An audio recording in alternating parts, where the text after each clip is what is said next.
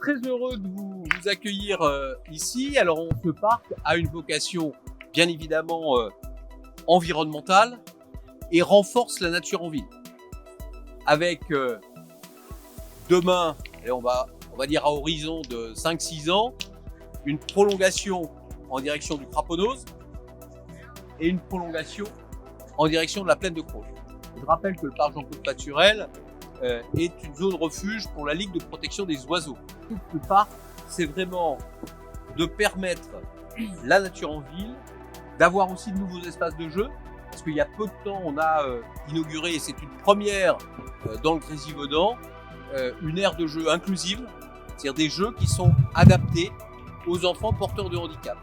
Et là aussi, avec une logique, qui est la logique qu'on porte à Crozes depuis de nombreuses années, sont les logiques d'attention aux plus fragiles et de mixité.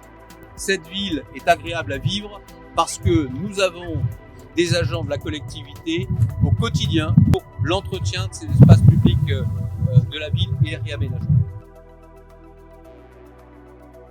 L'idée de jardin climatique, donc c'est un peu une invitation donc, au voyage au travers 3 thématiques. Alors ces choix sont pas complètement faits par hasard. En fait, il y a des projections, des études scientifiques qui nous prédisent à plus ou moins longue échéance. Donc en 2050, que le climat de Crozes sera plutôt méditerranéen, donc comparable à Barcelone. En 2080, si le réchauffement climatique est de l'ordre de 2 degrés, on sera plutôt sur un paysage, une diversité de végétation du type de Rio. Et puis si le climat va jusqu'à 4 degrés de plus en 2080, on sera plutôt sur Osaka.